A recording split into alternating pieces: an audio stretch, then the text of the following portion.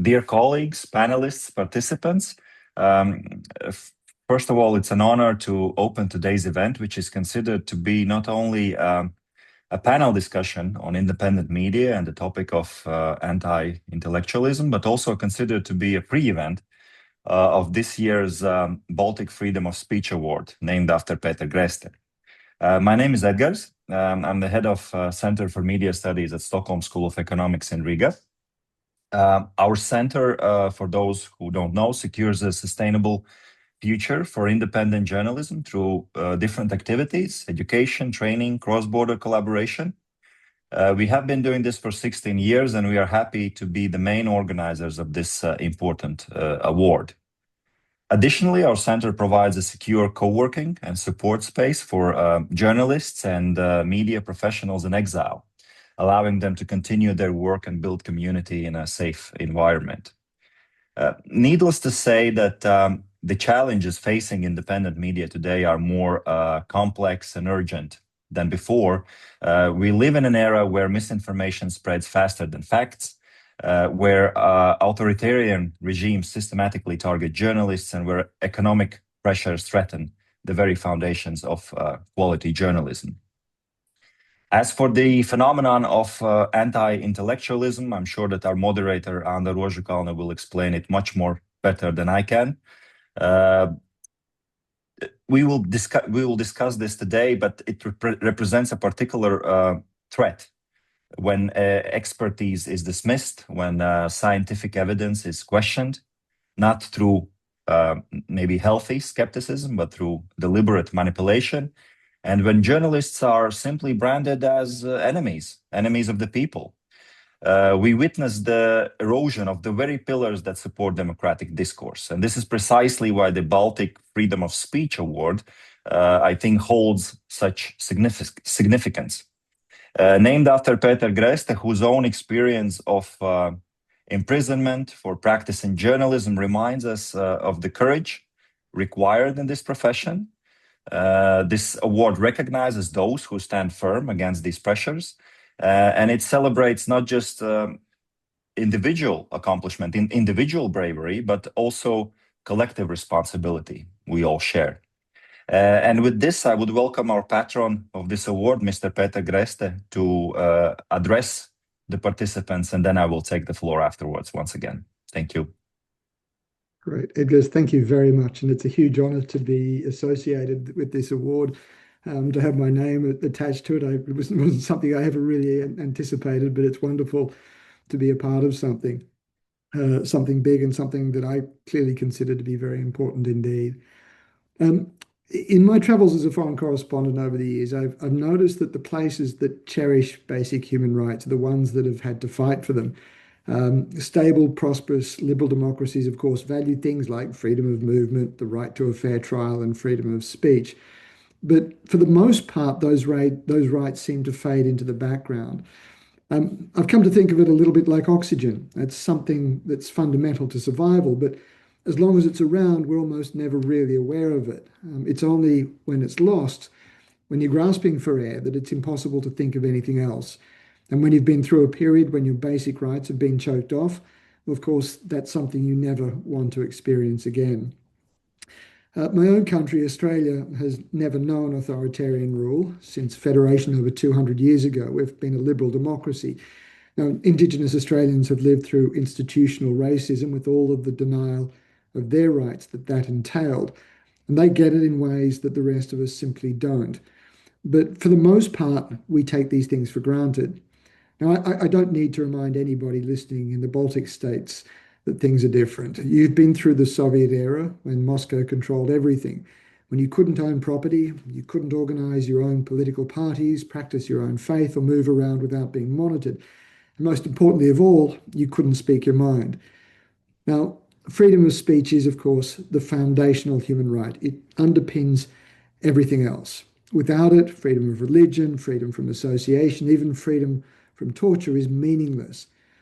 And forgive me if I'm going back over to basics here, but freedom of speech is also the most important part of any democracy. You simply can't have a successful democracy without good access to accurate, independent information, without the ability to debate issues, to hear different and sometimes challenging political views, to take part in free and fair elections, or to find out what your governments are up to. And if we drill down even deeper, press freedom sits at the base of all of those big ideas. Good journalism, of course, informs public debate. It helps generate consensus and it supports social cohesion. It underpins political rights and processes. But even more importantly, it helps keep the system of government honest. The formal checks and balances, such as strong independent judiciary, are important, of course. But even then, we need good journalism to maintain confidence in the courts. It exposes corruption, abuses of power, and failures within government, and even the threat of being caught by the media is often enough to deter an official or politician from abusing their power. As we all know, sunlight is the best disinfectant. But as fundamental as this idea is, whenever governments feel threatened, press freedom is one of the first things to be restricted. And that's the case in the Baltics. Since Russia's invasion of Ukraine, the threat of conflict spilling over the borders into the Baltic states has remained constant and growing. And to contain the threat of Russian propaganda and misinformation, governments are often tempted to control the media and restrict freedom of speech. And here's a paradox. While trying to protect our democracies, governments risk harming one of the most important features, one that's worked to make democracies so successful and peaceful in the first place. I understand the impulse, of course. We see it even here in Australia, but it is wrong-headed. Now, I can't count the number of times I've been asked by politicians and government officials how we balance press freedom and national security. I remember the first time it came up when I was sitting in front of a Senate inquiry that was looking into a now infamous raid by the police on Australia's national broadcaster. Back in 2018, the ABC had gotten hold of top secret field reports from Australian Special Forces in Afghanistan. Those reports contained evidence pointing to war crimes. So the ABC did what any responsible news organisation should do. They published the evidence. But under the law here, anybody who deals with a document with a security classification is committing a criminal offence. And that's why the following year the police raided the ABC. They were looking for evidence of the ABC's source, and they were planning to prosecute the journalists responsible. Now, to be clear, the ABC didn't publish anything that harmed national security, but the issue still created a national crisis over that balance between security and press freedom. And when I was asked about it, I really didn't have a good answer. I wrestled with it for ages until I realized that the problem was in the question itself. Buried in that idea of balance is the notion of a zero-sum trade-off. It implies that the two things sit in opposition. When we speak of balance, it suggests that if you have more of one, you must have less of the other. Of course, there is a fundamental tension between the media and the security and intelligence agencies, where one is dedicated to keeping national secrets and the other is hardwired to expose things. But they're not in opposition. Free speech and a free press, when it's working responsibly, supports national security. Since the police raids, I've repeatedly argued that the reporting changed the culture within the special forces in Australia. The army had to review the training and command and control systems and forced it to become more responsible, to operate within the laws of war that forbid the killing of unarmed civilians. And that means fewer people who want to attack Australians out of revenge. Now, the ABC did its job and it did it well. There was no balance here to be struck. That's not to say that the media should be allowed to publish whatever it wants, of course. There are national secrets that must be protected, and there must always be boundaries around things like hate speech or restrictions to publishing private information like health or tax records. But it's important to underline the role that freedom of speech and a free press in particular plays in keeping democracies healthy, functional, and safe. In the Baltics, that lesson risks slipping. Last month, Estonia passed the Crisis Situation and National Defence Act.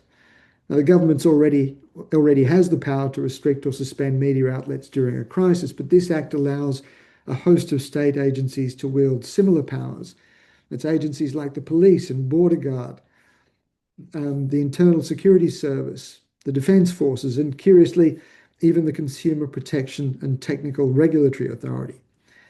President Karas passed the law, even though he acknowledged unclear wording. In Latvia, there remains an ongoing struggle over Russian language media, with the government earlier this year closing its own Russian language service. Now, it's hard to argue for democratic values like freedom of speech when you're limiting access to freedom of speech. And in Lithuania, we've seen a multi-year campaign to undermine the independence of the state broadcaster LRT. Now, that battle appears to have been at least partly won, with the government backing down on most of the threatened changes, but a loophole remains that could be used to remove the current head of LRT, and a funding freeze hasn't been resolved. Now, to be clear, the situation in the Baltics is not disastrous. Estonia sits at an impressive third place out of 180 countries on the World Press Freedom Index, while Lithuania is a very respectable 15th position, and Latvia sits at 17th. And by the way, all of you are much better than my own country, Australia, which sits at 33rd place. But here's the through line. When they feel threatened, as Estonia shows, even top-ranked democracies can quietly expand emergency powers over the media and freedom of speech. And Latvia shows the hard trade-off between countering disinformation and preserving minority language access to real journalism. And Lithuania shows what a sustained, successful public fight to defend a broadcaster's independence can look like. Protest, EU pressure, and partial but a very real victory. Now, those cautionary tales show us why this fight to preserve freedom of speech is so important, especially when things get difficult. And Lithuania's case shows us that the fight can be worth it. This is also why I am so proud to be associated with this award. It's an important struggle. It's an important thing to acknowledge and celebrate. But I also want to take this opportunity to thank the team at SSE Riga, and Edgars, you in particular, for your support and encouragement. I also want to encourage everyone to think about the champions of freedom of speech who deserve to be recognised and celebrated across the region. Please nominate them. Edgars? Thank you, Peter. Thank you so much. I think that we will hear your insights from perspective of your geographic location as well when you will be at the panel later on. I will not take much of your time. I will just take a couple of minutes to maybe talk a little bit about the award itself so that people know better how it has originated and what's the aim of it. The aim of this award is to recognize individuals who have made significant contributions to defending and enhancing the freedom of speech in the Baltic states. This year, similar as last year, an additional special award will be presented to exiled journalists or activists working from the Baltic region. Award was launched in 2017. It was held annually for 3 years before being temporarily disrupted by the COVID-19 pandemic. It was reinstated last year, reaffirming its importance at the time when challenges to democracy and media freedom in the region continue to grow, as stated before. This year, in correlation with this award and the importance of freedom of speech, we are also emphasizing 10-year anniversary for our project Future Leaders Academy. For 10 consecutive years, this initiative has educated Latvian youth not only with the skills of leading, but also in media literacy, critical thinking, and democratic values. We are making sure that the alumni of this project remain engaged in our mission by inviting them to participate in the award ceremony this year and involving them directly in these crucial discussions about the future of independent media and democratic discourse. Returning on the topic of the award itself, eligible for nominations are journalists, activists, writers, anyone else who has been active in defending freedom of speech in Latvia, Lithuania, and Estonia. The nominees may be individual people, a group of people, or an organization. The eligibility period covers work published or activism conducted starting from year 2025. And nominations can be applied through our homepage, filling out a simple Google form, which will be active after our today's online event. A deadline for such nominations is October 5th, month before the actual award ceremony, which is scheduled for November 5th and will be held at Stockholm School of Economics in Riga. Evaluation process is transparent and democratic based on 5 prioritized and 5 secondary criteria. I will not delve a lot into the criteria, but 5 priorities consists of resilience, courage, impact, inclusivity, and local or global relevance. As additional points can be received based on demonstrated commitment, advocacy and outreach, ethical integrity, innovation, and inspiration. This year's jury consists of Latvia representative Zane Wagnere, who is Deputy State Secretary for International Affairs of Ministry of Culture, Republic of Latvia. She participates in this call as well. We have Lithuanian representation, Džina Donauskaitė, who is not only our panelist today, but also a member of the jury and director of Lithuanian Journalism Center. And Estonia is represented by Ulrike Roon, who is a professor of media management and economics at Tallinn University. Myself, performing more a task of a moderator, and of course, Mr. Peter Greste being the chairperson of the jury. With this being said, I think it's time for us to delve into the interesting conversations at the panel. I would like to give floor to our moderator, Anda Rožukalne, professor and senior researcher at Faculty of Social Sciences at Riga Stradiņš University. Thank you. Thank you, Edgars. I'm Anda Rožukalne. Good morning, everyone, and welcome to our discussion. Thank you for invitation to moderate today's discussion. It's a great pleasure. Title of our discussion is Defending Independent Media in the Age of Anti-Intellectual Politics. We are honored to have with us 3 distinguished speakers. Thank you, Peter, for the very interesting and inspiring intro. Yeah, I would like to introduce other panelists. We have here Dr. Džina Donauskaitė, already mentioned, director of Lithuanian Journalism Center. She is very well-known Lithuanian journalist, media researcher, widely recognized for her work in advancing journalism, education, media literacy, and media policy in the Baltic region. Then we have our distinguished Estonian colleague, Dr. Andres Jõesaar, which represents Tallinn University. Andres' main research interests are media policy, media economics, and audience studies. In his research, he has paid attention to the role and impact of media, including public service media, drawing on research on audience, evaluations of public value, credibility, and the importance of the media. Andres has advised policymakers on the design and implementations of media legislations. And of course, once again, we have Peter Greste, Latvian-Australian academic writer and journalist on our panel. I have been given some facts to introduce Peter more for our audience members. With distinguished career as a journalist and foreign correspondent, Peter represented many prominent media outlets, including Reuters, CNN, BBC, Al Jazeera English, and he has been reporting from Middle East, Latin America, and Africa.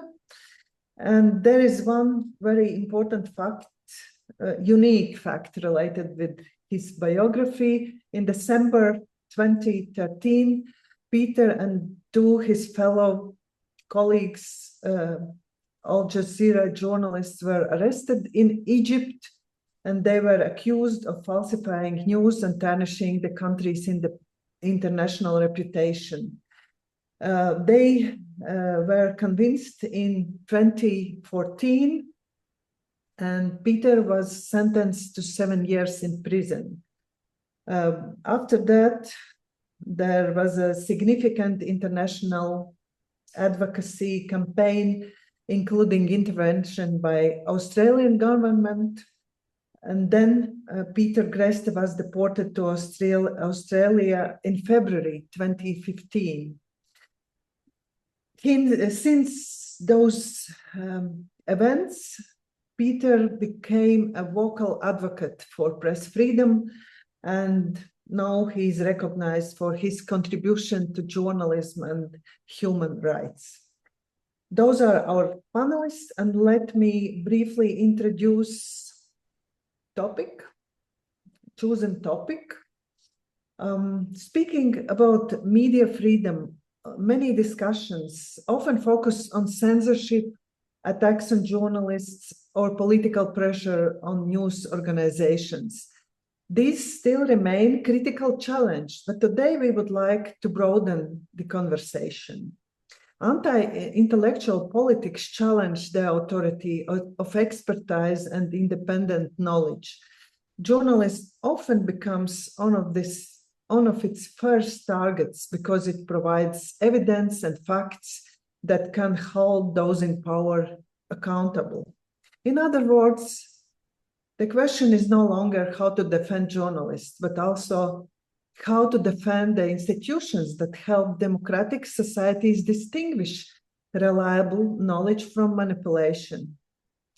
Today, we will try to explore those challenges, but we also want to spend time to distinguish possible solutions. Well, the main question remains as follows. How to protect journalism for visible and invisible damage? And yes, the first question could be for our panelists could be like, when you look at today's media and political landscape, what concerns you the most? What developments do you consider the greatest threat to independent journalism today? Could we start with as we already heard, Peter, could we start with our Baltic colleagues? Andres? Yeah. Yes. Yes. Well, hello everybody. It's an honor to be here in this panel. Yes, I write down a couple of keywords when we're talking about journalism as such, and specifically looking into the situation in Estonia. It's what I am worried about. The situation we have right now is how journalists see their role. I'm not so afraid that independence of journalists are threatened by politicians or outside powers, but what I am afraid is that it comes from internal tensions inside of journalism sector as such. And one argument behind of it is that journalists, I'm not saying that it's relevant for everyone and it's a description of overall situation, but the trends I have seen that some of the journalists rightly say that they are critics of power. Of course, journalists must be a critics of power, but it should be a balanced. If you criticize something, and you should be able to describe to the audience a real situation, and if you bring up only the negative side of the powers, then the imaginary world becomes very negative, very disturbing, and creates this kind of attention economy or algorithm economy driven threats. If everything the audience receives from the journalists describes the doom and the end of the world, and there will be no hope or no signs of the hope, no sunlight at all, then the role of journalists is distortion. but it shouldn't be. If we're talking about journalism, the role should be not to polarize, but to find out the common interests, common values, and to support the democratic values in a society. And this in Estonia right now, especially as we can see the new elections are coming in next spring, the journalists talking about politicians using mainly the negative words. Everything spoken about journalism, is it about educational system, is it public service broadcasting, council election, is it spendings on defense? Not all, again, I am too dramatic on this, but majority of the messages given by journalists are negative. And I don't feel that this is the right way to treat our society. So we should be more honest that actually there are quite many good things existing. One example is our position in the Freedom of Speech Index. We are in the third place in the world.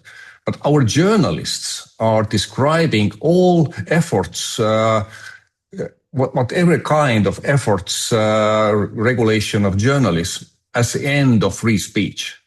But it's not so. It's definitely not so. We can see the same trend in political sphere. Now we have changed the law, and number of independent experts in the Broadcasting Council is increased from 3 to 7. And some of the journalists, from 4 to 7, actually new 3 independent experts should be elected. But many of journalists are saying that now it will be more corruptive, more negative impact on public service broadcasting, independence, and so on. But the aim of the regulation actually is opposite. And there are not too many voices saying that actually the aim of the media regulation is to support independence of public service broadcasting, not to hinder it. So maybe this is too maybe eclectic approach, but what my message is, of course, journalists must be critical towards powers, but the critics should be fair and balanced, and not to talk only about negative things, but also bring up the positive sides powers are doing. Thank you. Thank you, Andres, for a very challenging beginning. Let's continue with Džina's concerns on nowadays media journalism landscape. Thank you very much. Thank you, Anda. Thank you, the organizers for this event. Very glad to be here. Thinking about challenges to our media, to our journalism today, I think that the feeling is that they are kind of piling up with the rapid change of the communication landscape, not only locally but on a global level. So for many years before the social media boom, we were talking about professionalism in journalism, that journalists have to become more accountable, they have to become more professional, they have to take more of responsibility, they have to take more concerns over journalism ethics and so on and so forth. I would say that in the last 10-15 years, the professionalism in all Baltics has increased. We still have problems, but there are like in the Baltics and especially in Lithuania, which I see every day, there's a big change in media personnel. So young is coming, then they get a little bit older. The market and possibilities to do a career in journalism are limited. So the journalists who gain a bit of experience, then they are leaving for other sectors for bigger career opportunities. So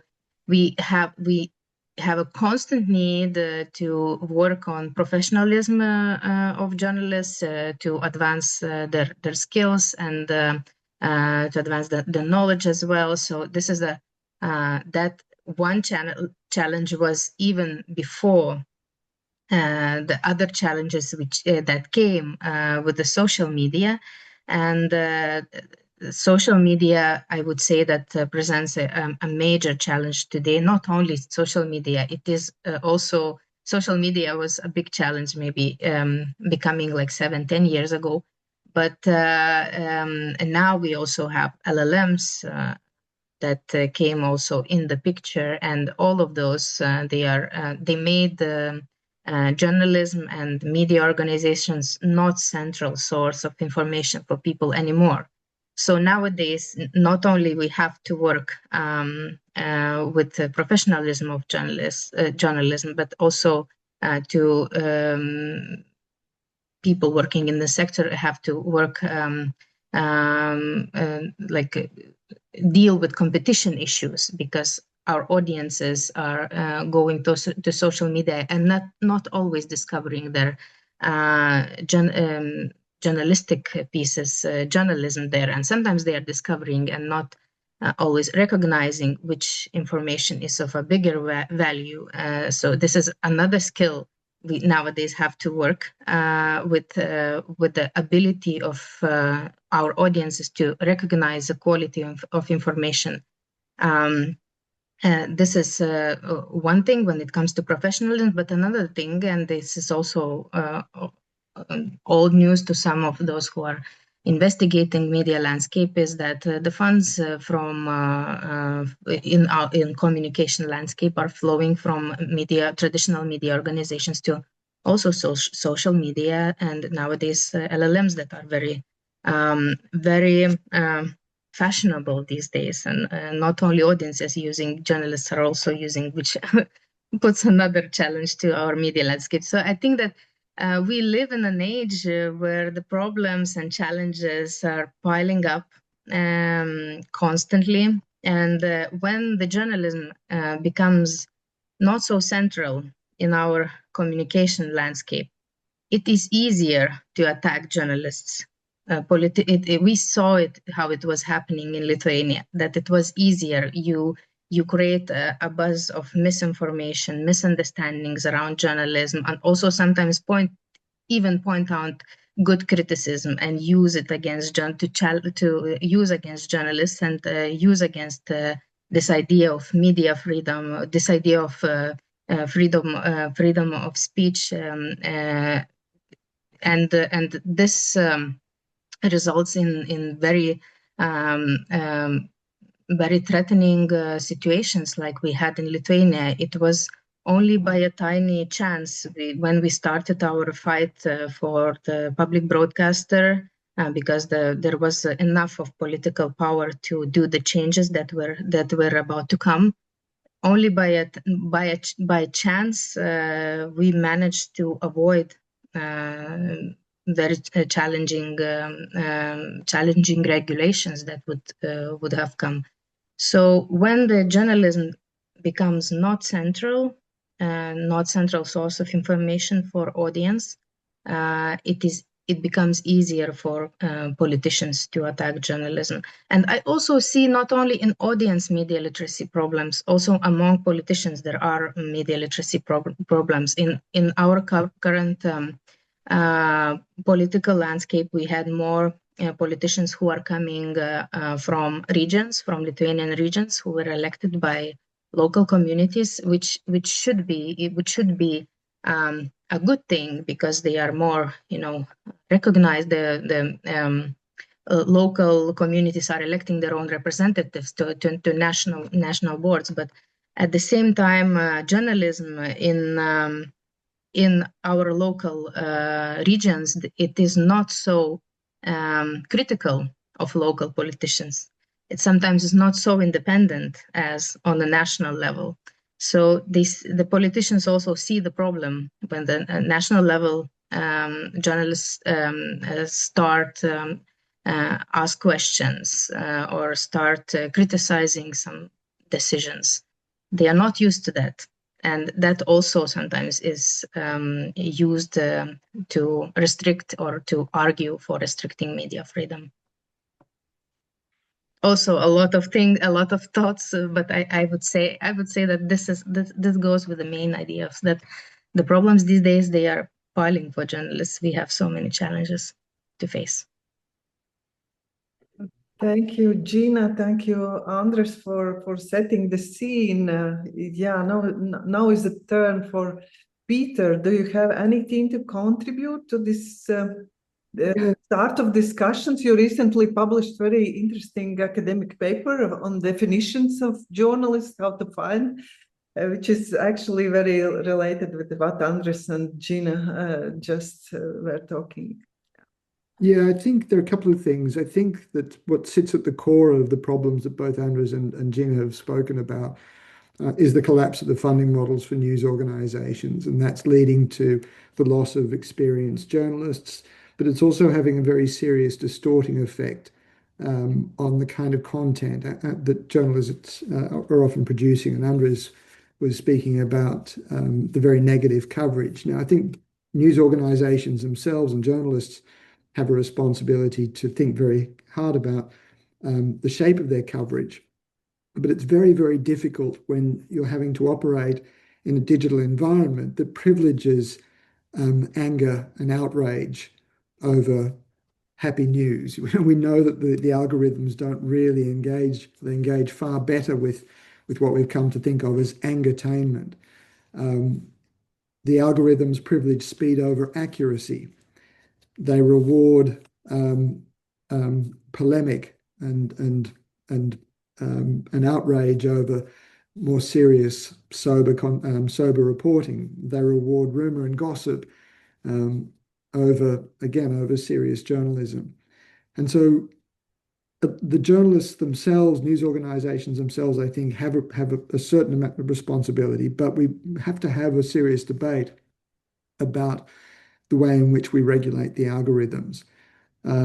There also needs to be a serious conversation, I think, about returning some of the lost advertising revenue to news organizations as well. And that's something that's happening here in Australia. We can perhaps talk a little bit more about that when it comes to discussing solutions. But I think it's worth remembering that that if we expect news organizations to finance themselves, and they've got to operate in a digital environment that pays for journalism that is focused on entertainment, on anger and outrage, then that's going to be the content that we get.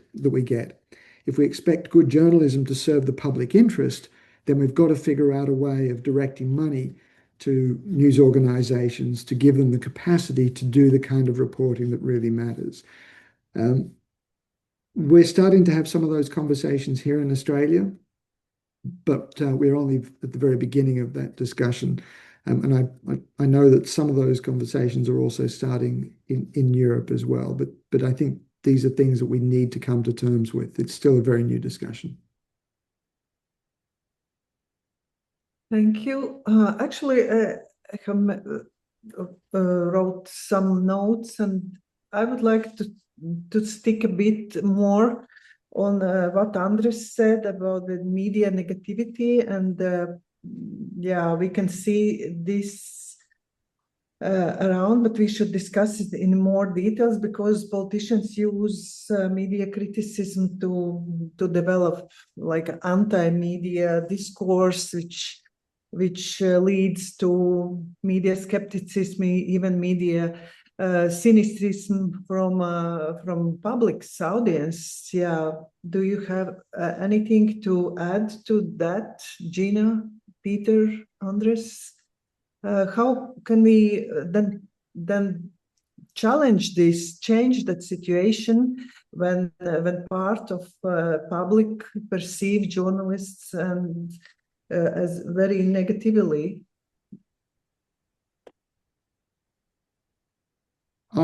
I think that there is, as I said earlier, I think we do have to have a conversation about changing the way that the algorithms operate.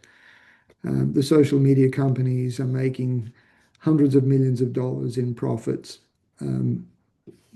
because they're able to monetize attention.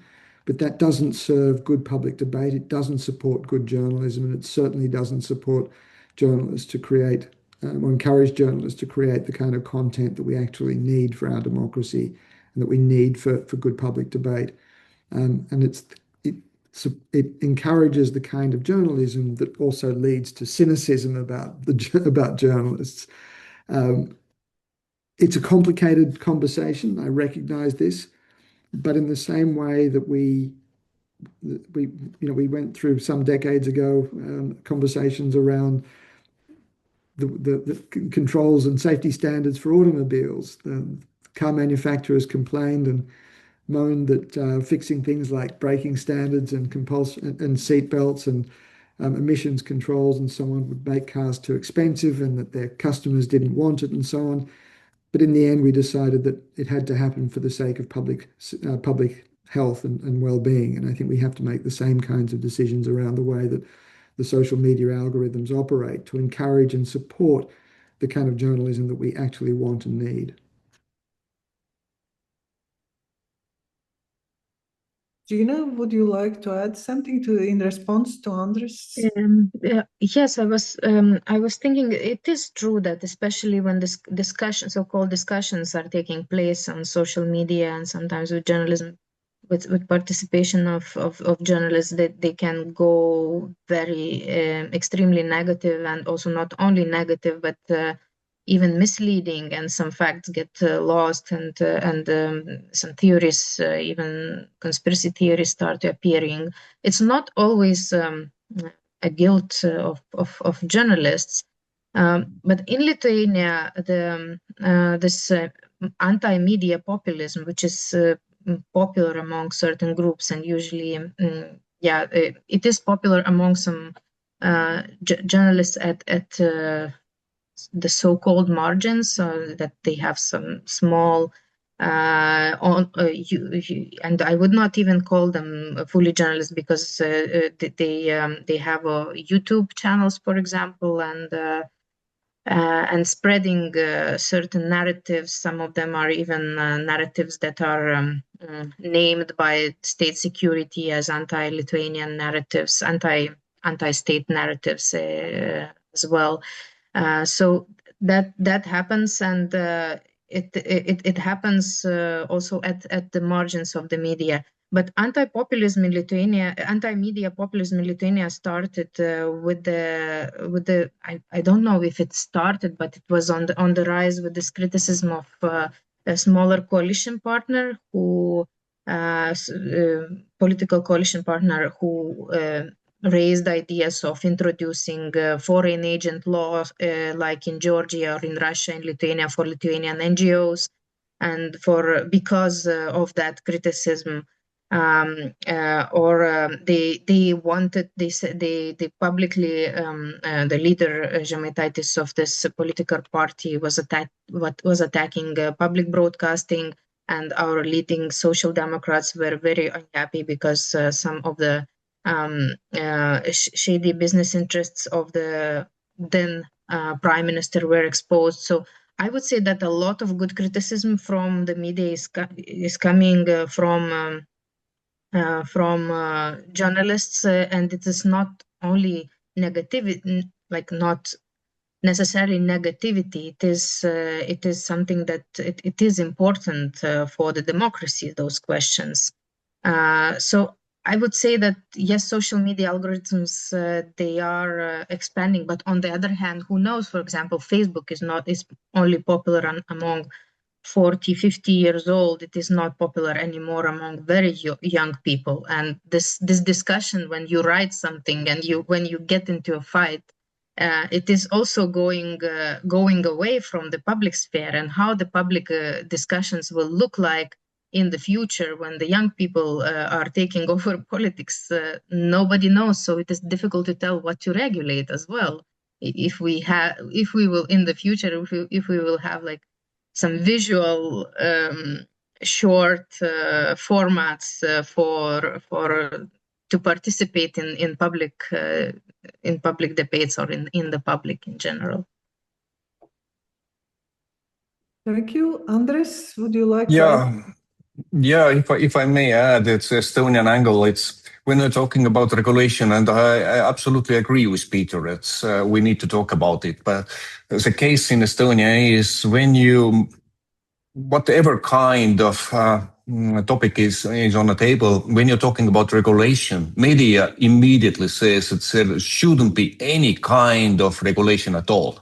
It doesn't matter what it is. Is it protection of children? Is it European Media Freedom Act implementation of this one? Everything is absolutely non-way.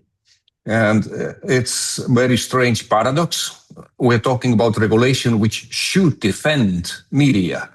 But media itself says we don't need any kind of regulation because it will mean intervention to media freedom. This is a paradox Estonian media lives in.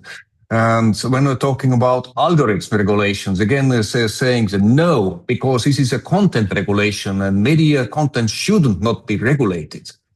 When we're talking about finance models, I agree that media needs additional funding and so on. And again, and they are saying that this is not the question that it should be related to any kind of content, but it should be given as granted that media should be supported. It doesn't matter what kind of media will be supported. Is it for a public service or is it especially media outlets which are generating hate in societies? These are not the questions and the paradox we are living in. Plus, we are adding this international level when we're talking about taxation of global platforms, which is no way for foreign ministry, because then we will meet the tariffs implemented to European Union. So the situation is, in one hand, we can see that media needs financial support, and financial support can be given through legislative measures also. On the other hand, Estonian media is absolutely against any kind of regulation.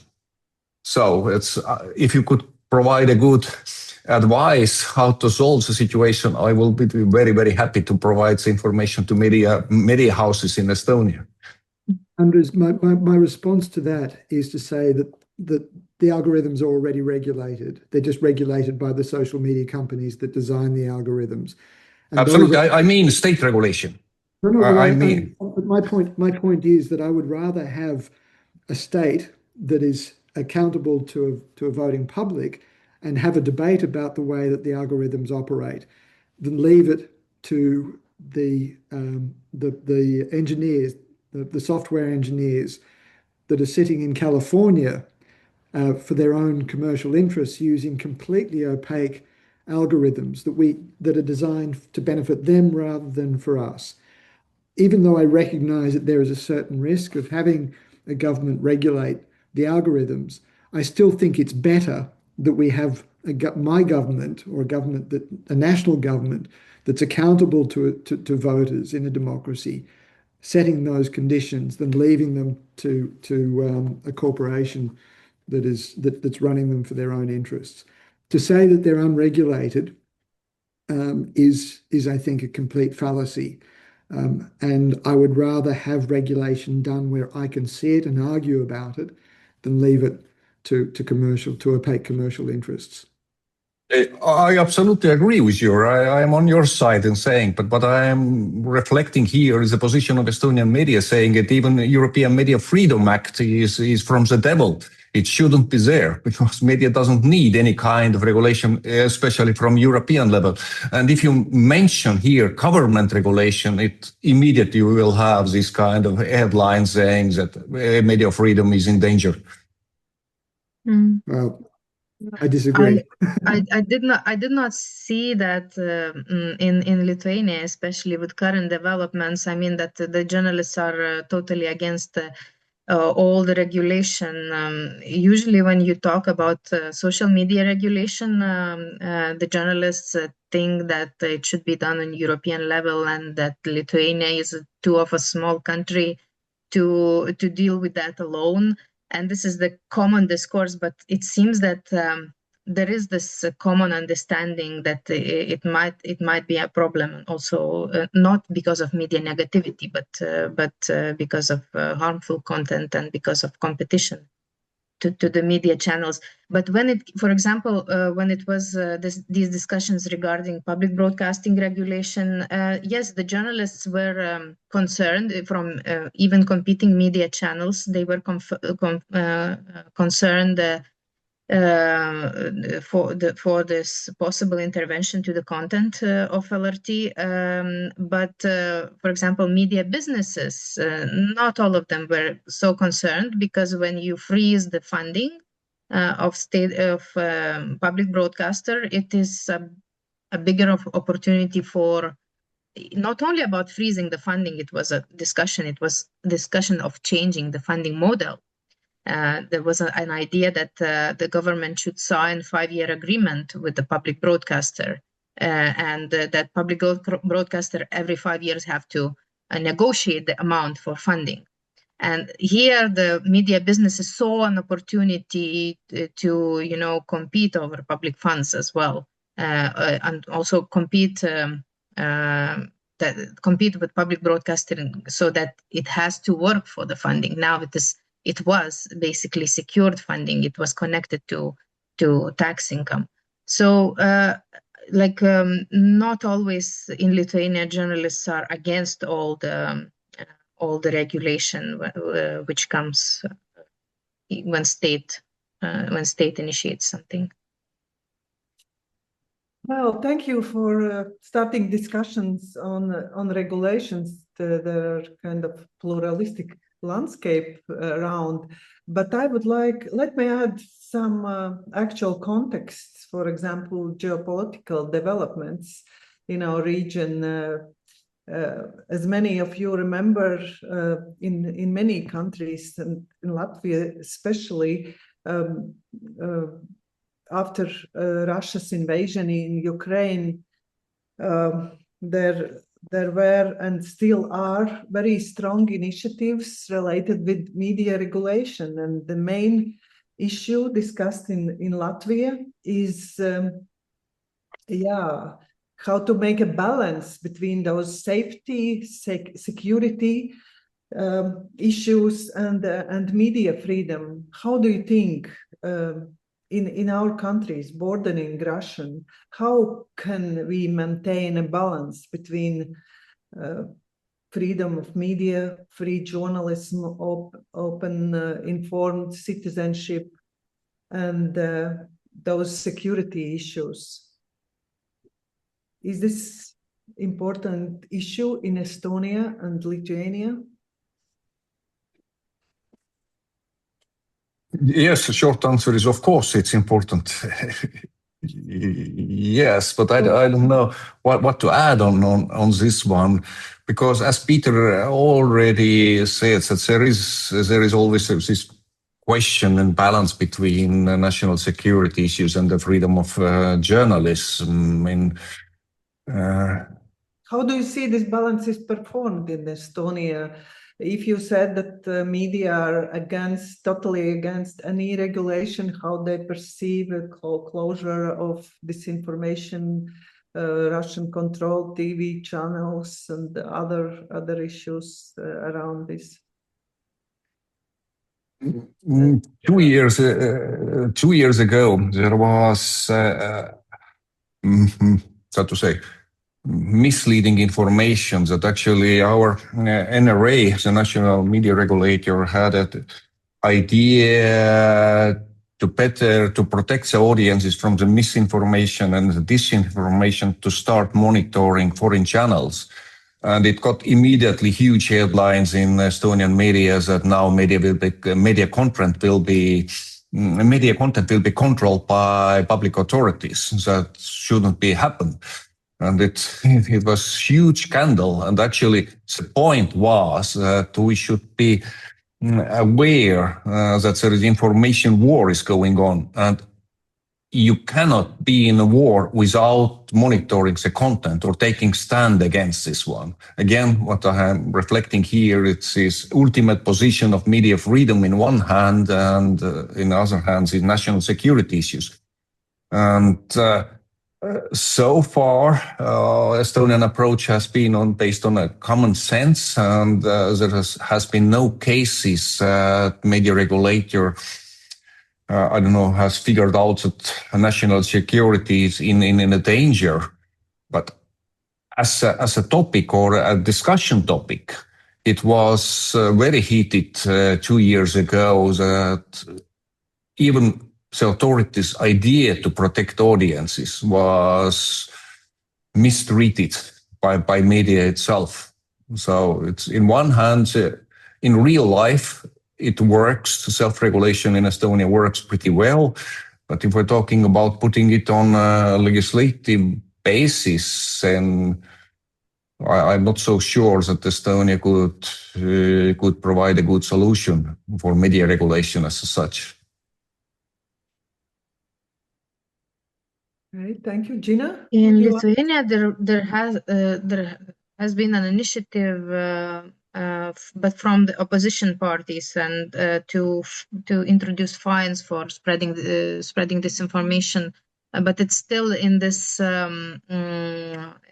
stage where there is still initial stage of it, and it is also initiated by the opposition, which means that they might not get sufficient support to push it through, because I did not hear for now, at least, any vocal support of ruling politicians in favor of these fines. And this disinformation would be not only for journalists, but for anything that comes out in the public, the spread of disinformation. But I would also agree with what said Peter Greste, that the question itself is there is a problem in the question itself, how to maintain the balance. And we had one interesting case, I would say, investigation by a public broadcaster, the 4 months, together with foreign partners. They investigated one hybrid attack, which took place, and it was a very important point.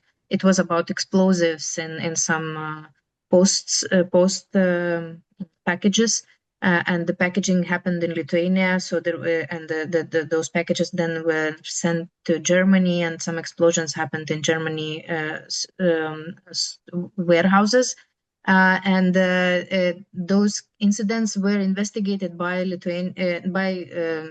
investigative journalists, and almost before publication, after months of work, the Lithuanian prosecutor's office cut it short and went out of the story, showing that they did investigation. So it was parallel investigations have taking place by prosecutor's office and investigative journalist teams. And when the journalists sent the questions finally to prosecutor's office before the publication, they, instead of answering those questions, they went public with the whole story, because they were doing investigations themselves, and basically ruined all the work of a huge team of investigative journalists. And there were lots of tensions by the journalists. Like the journalists also were very critical of it, because it really took months for the journalists to piece everything together. And the prosecutor's office said that somebody just leaked that information from our office to you, and then you can see the tensions happening. But the story itself, it did not have any. There was no controversy, because it actually happened. Thank you. Peter, would you like to add to this? Oh, just to underline, and thanks, Džina, for acknowledging it. Just to underline that point, that I think it's often a mistake to see these things as in opposition. Good journalism supports national security when it's working well. I know that it doesn't always feel that way, particularly if you're a security and intelligence agent. Then you're trying to run investigations that the journalists might be running in parallel. But I think the kind of the overriding experience is that when journalism is working properly, it keeps the system healthy and functioning, and overall much safer than if it wasn't. And the alternative is authoritarianism, and we know that that's not a particularly safe way to operate. Those countries are and much harder to live in and are far more dangerous.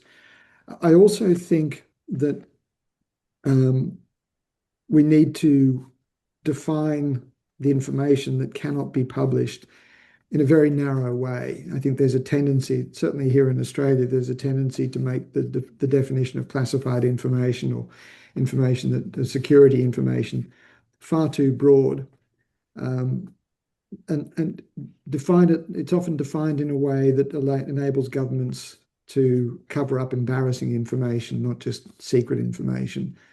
I think we're having an ongoing discussion here about the best way to limit or define classified information as information that genuinely has a cost to national security. It's an ongoing discussion. I don't think we'll ever necessarily completely resolve it, but I think it can and should be defined in a way that's far narrower than it currently exists. Thank you. To continue, we are getting to the final part of our discussion. Let me come back to the concept that frames today's discussion: anti-intellectual politics and journalism. And I have chosen one aspect which somehow characterizes situation when borders between journalists and other information providers are blurring, and journalism actually internally, it's not homogeneous, it's different. And one of those aspects I would like you to discuss is consequence, one of the consequences of anti-intellectual political communication, which often supports and engage in instrumentalization of the media by usage of media for political and business purposes. How significant do you think this problem is nowadays in your cultural country-related context? Do you see any new trends in media instrumentalization? Who would like to start?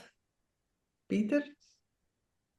Okay, well, we've just had an interesting speech at the National Press Club by Pauline Hanson, who is the leader of the far-right One Nation Party. I suppose she's the closest that we have to Donald Trump in Australia, to a far-right politician like Nigel Farage in the UK, to Marine Le Pen in France, a far-right nationalist. And she, in her speech at the National Press Club, she spoke about defunding the ABC, about stopping certain news organizations or banning certain news organizations from her news conferences, about putting pressure on journalists that she didn't like. So much of her support, so much of her policies are based on anti-intellectual policy, populism. My own view on this is that we shouldn't necessarily directly engage with the discussion about whether or not it's appropriate to be intellectual. I think we need to focus on the ethics and standards of good journalism and find a way of signifying that, of marking that in public, on social media, online, in a digital world. I think there's been an ongoing conversation here about finding some way of developing trust markers or credibility markers that can be used to identify people who are producing content, whether it's academics or scientists or researchers or journalists who are working to professional standards, and using that marker as a way of distinguishing their content from a lot of the other work that's on social media.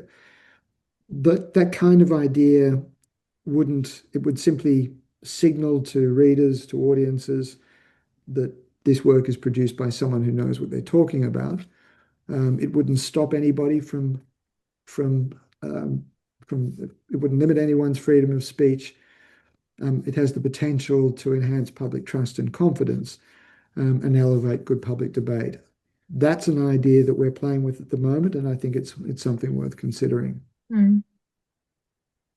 Thank you. Džina, would you like to add I would add to that. I don't know, Peter, are you aware of this Journalism Trust Initiative, which is introduced by Reporters Without Borders? And the Journalism Trust Initiative is mentioned also in European Freedom Act or Digital Service Act. I'm not 100% sure in which one. And it is a big audit, and first of all, if it is self-audit, how your media organization is following the standards of good journalism, and two Lithuanian big newsrooms, LRT, Lithuanian public broadcaster, and biggest commercial online daily Delphi, Lithuanian Delphi, undergone went through this audit and have this badge of Journalism Trust Initiative. But I don't know how, and also some small regional, maybe one small regional news outlet as well in Lithuania. But I don't know how this idea actually is popular in the Baltics, because I had conversations with other Baltic colleagues who were quite critical of that why do we need some kind of audit now?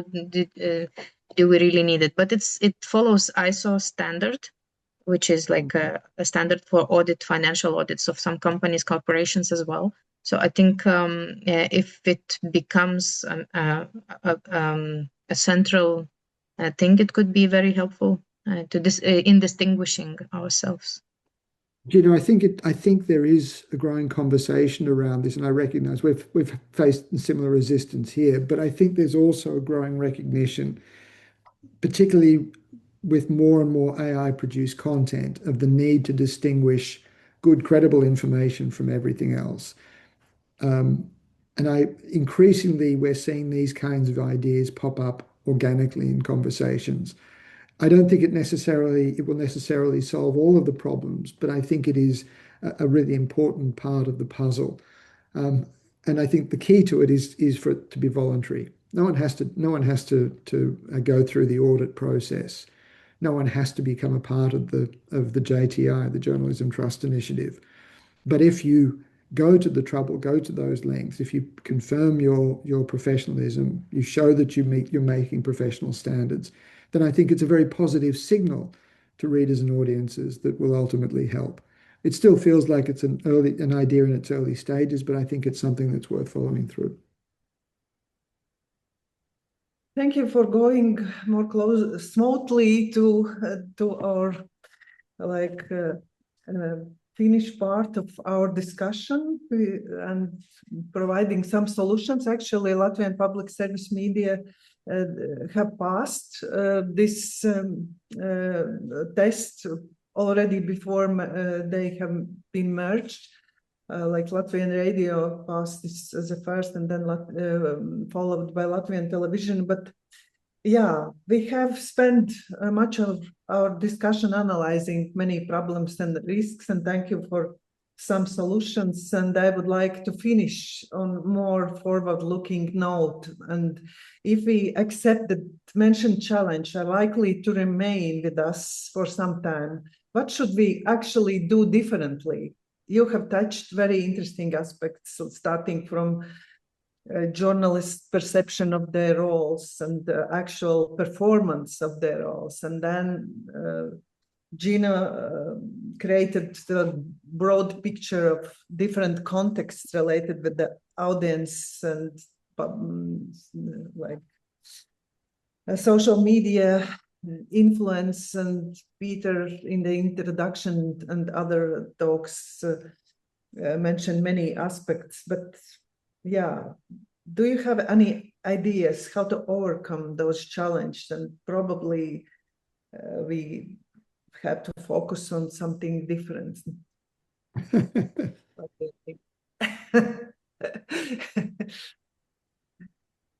To keep open our minds on possible solutions.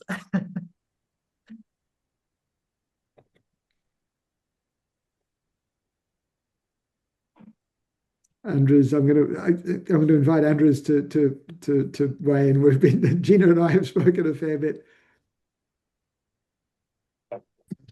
If I really have this magical when, then I would like to use it, of course, but I think one of the solutions could be that we should continue to have this kind of discussion in the public sphere. I don't know how media is interested to take these topics on a board, but if we don't start these discussions by ourselves and push media to talk about it, then we are in trouble. I think we have powers to keep these topics relevant and to have different kinds of forums. I don't know, maybe opinion articles published or provided to media. This could be the next steps for discussions. I don't have any concrete plan what could be the way to success, but doing nothing definitely doesn't help. Okay, Džina? I also would second that thought. I think that we have way too little journalists, our colleagues, journalists working day to day in these discussions and in these thoughts. At least in Lithuania, journalists are very difficult audience. It is very difficult to invite them just to participate in a discussion because they are overwhelmed with the daily tasks. And you organize a huge international investigative journalism conference, and you don't see too many register, too little come. So it's somehow it seems that they think that let's leave that to maybe academics, intellectuals, maybe some veteran journalists, and then this is not our problem to solve.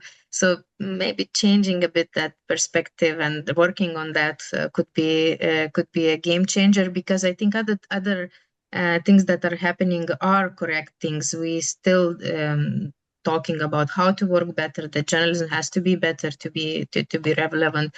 We have international collaborations forming, and this award is also a possibility for mingling internationally together. Riga's School of Economics Media Center doing a lot to make journalists from the Baltics come together as well. So I think this is like the solidarity of community, bringing them together is a very important thing, and then also involving more professionals into that search for solutions. Yeah, I'd back that up, Džina, as well. I think we've got a similar problem here in Australia. It seems that these are certain universal characteristics of journalists who really don't like talking about themselves. I understand it. I was a journalist for more than 30 years, so I understand the resistance. But I think what Andres has said is also is really important, that we've got to have these conversations. Particularly to get to some serious solutions, we've got to do a lot more as an industry of self-reflection. But I also think that some of the knee-jerk responses that you tend to get, again, that Andres referenced, around resistance to any kind of regulation, not necessarily of content, but even of platforms, and of funding models, I think is ultimately self-defeating. If journalists aren't willing to engage in that, then we're going to lose the battle. We're going to lose the confidence of the public. We're going to lose the ability of or the potential for governments to support good journalism, and ultimately, I think we will lose what is frankly a vitally important public service and democratic function. Well, thank you all for these really thoughtful reflections. We have covered many important contradictory issues, but I'm sure that our audience has perspectives and questions of their own. This is why now I would like to invite to raise questions or comments from the audience member. Please raise your hands and the floor is open to respond, or probably raise another questions. Just to comment, last thoughts. I would say that we have problems with interest in discussions in Latvia as well. Yeah, Zane, I can see your raised hand. I will just break the ice and also will ask a question which I'm really pertinently interested in, also observing the Latvian landscape.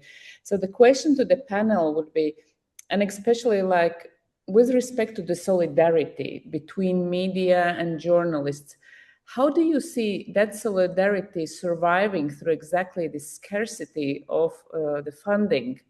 And what steps actually this community should take in order, let's say, to increase the health of the solidarity necessary for the whole benefit of the survival?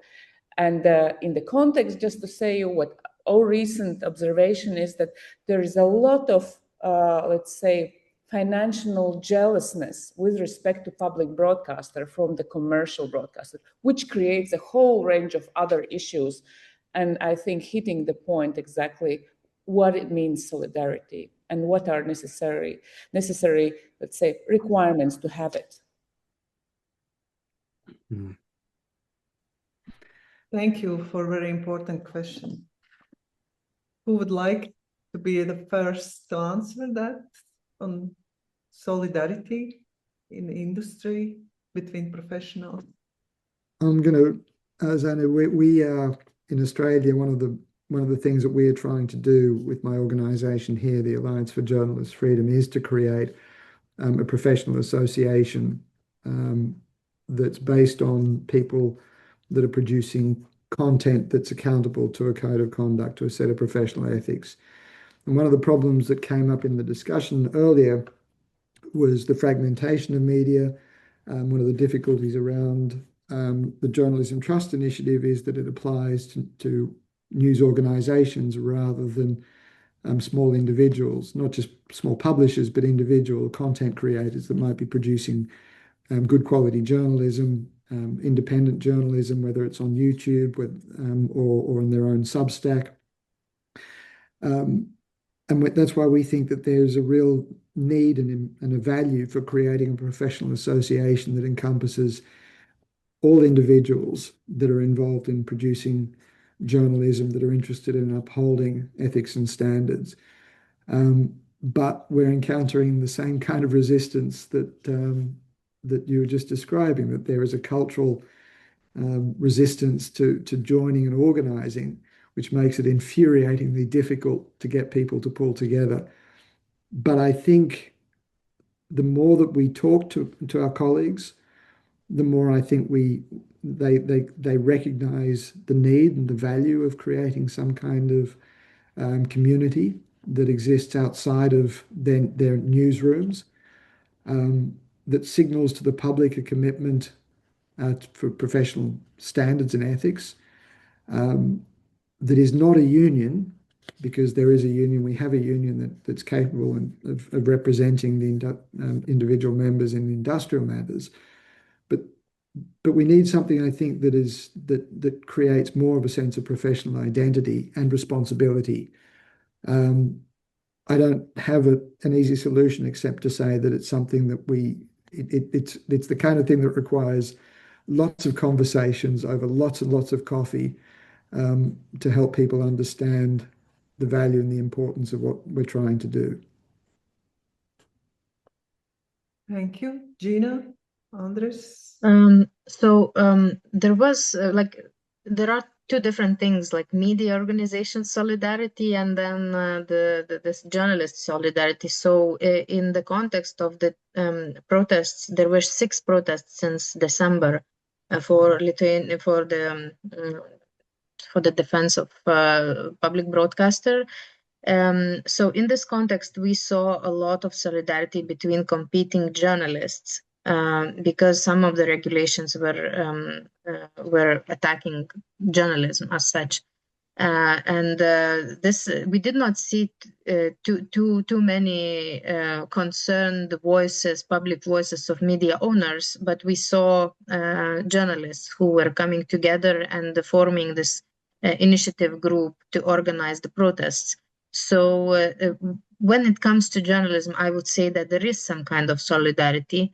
Nevertheless, already towards the end of those protests, when they got very strict and vocal, some of the journalists were raising concern that it might be overstepping to this area of activism already, and not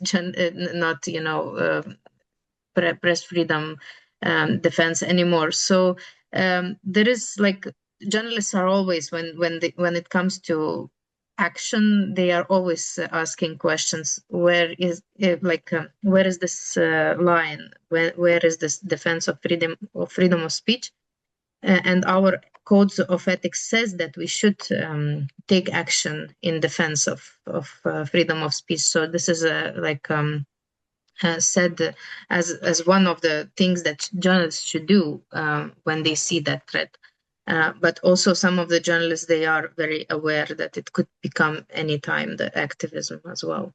So yes, and when it comes to commercial interests, it's some other part of a thing. So probably journalism, and especially in big media channels, will not be equal, or like the interests are different. Media owners have different interests from journalists, although some of the interests could overlap, but not always. It will not always be the same, I would say. Yeah, just to add in the question of solidarity among journalists, this definitely exists. That's no problem. That everybody is following on a code of ethics of journalists. This is like a Bible for all journalists. But solidarity among media owners, this is a different issue. And solidarity between public service broadcasting as an institution and private media as an institution, this is more fragile, and there are no clear common interests. The only common interest, of course, is independence of media as such, and media protection of media freedom. But when we're talking about audiences or the remit of public service broadcasting, then the talks of solidarity end soon. Private media is in a position that public service media should deliver only the content which is not interesting for commercial purposes, and that's all. Definitely media, from media economy side, this model doesn't work, because without offering interesting content, public service media will die out. So there is common area where the interests are the same, and there is area where the interests are in conflict.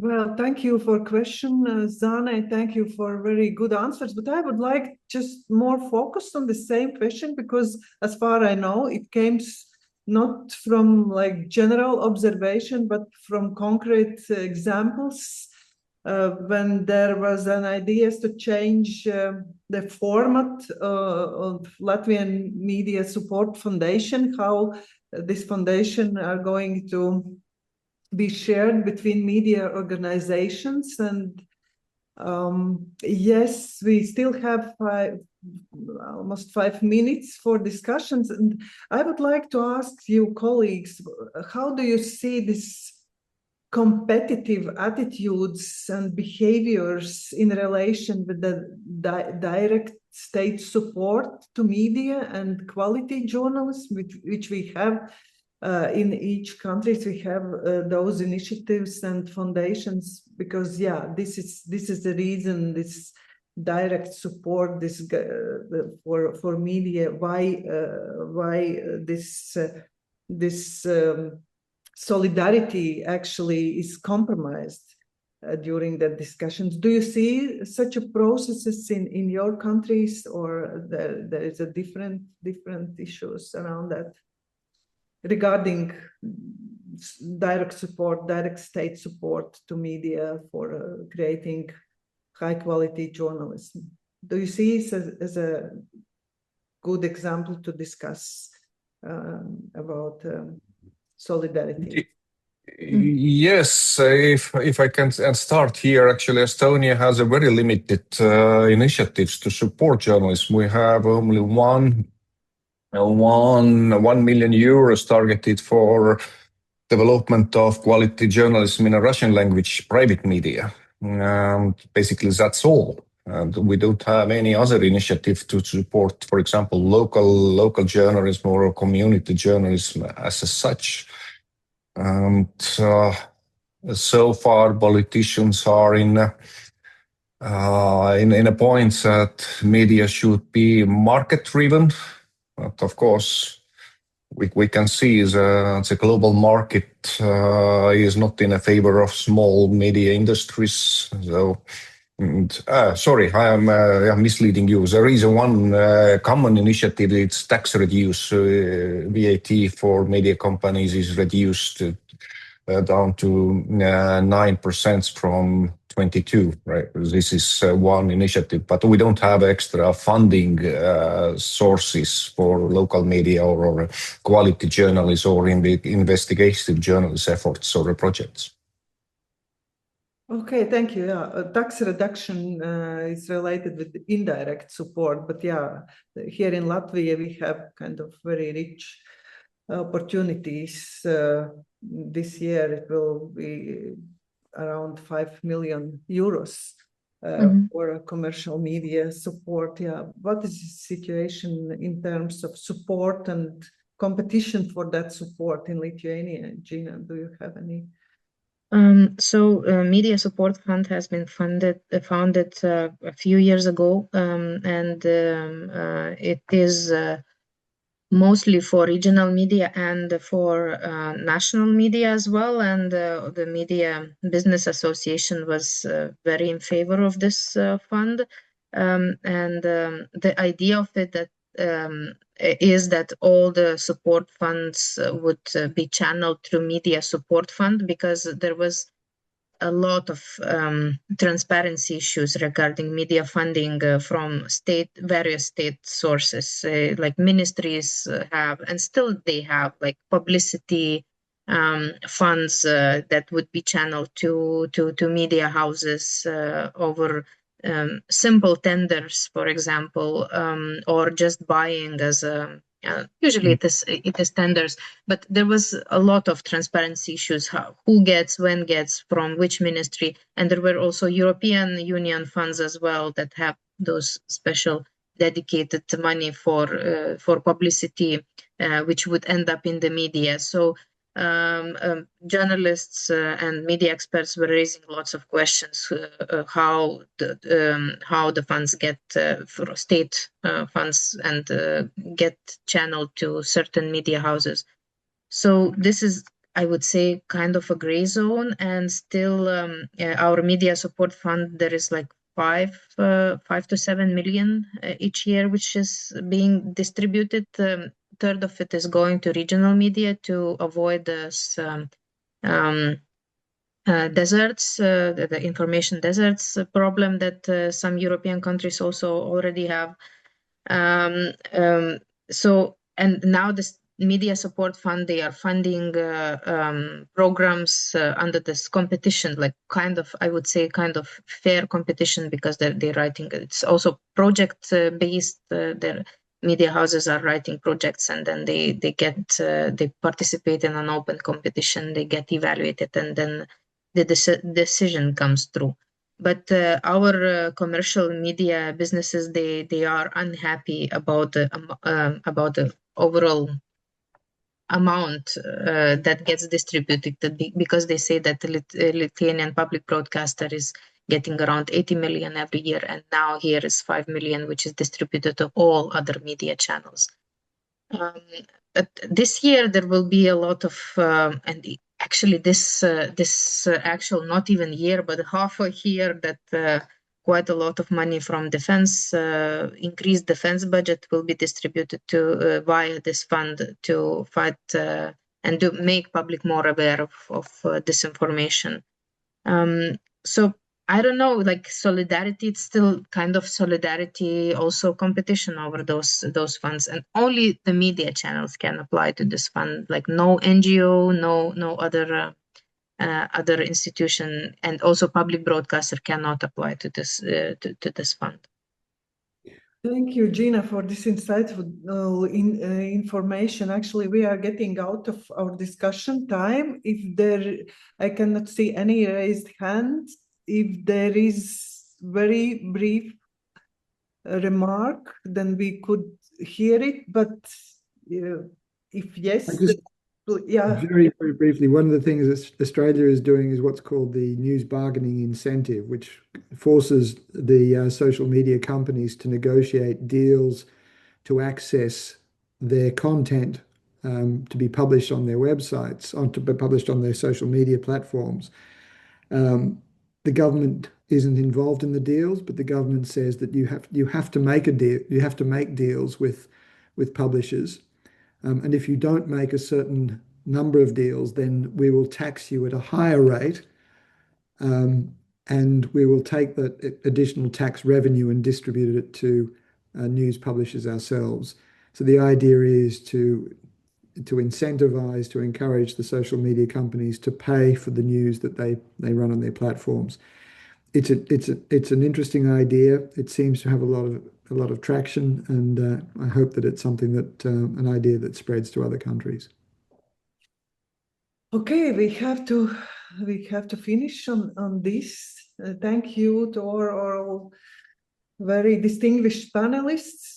Andres already left, but he participated in this insightful discussion, and thank you to everyone who joined us today for your attitudes and questions. Well, thank you, and I wish you all wonderful afternoon. And there is very good information given by Edgars in our chat room on the further activities related with the award. Thank you so much, everyone. Thank you, Anda, for a job well done. Let's keep in mind that October and November is around the corner. We will blink and the time will be there. So keep an eye out for possible nominations. You can apply through our form. Of course, I think that there will be a lot of things happening before October still in the Baltic media landscape, fortunately or unfortunately, but either way, let's not waste any time. And if you have already some ideas who could be eligible candidate, please let us know. And thank you so much. And thank you, Liene, for organizing this as well. Thank you. Thank you, everyone. Thank you. Thank you, everyone, for being here.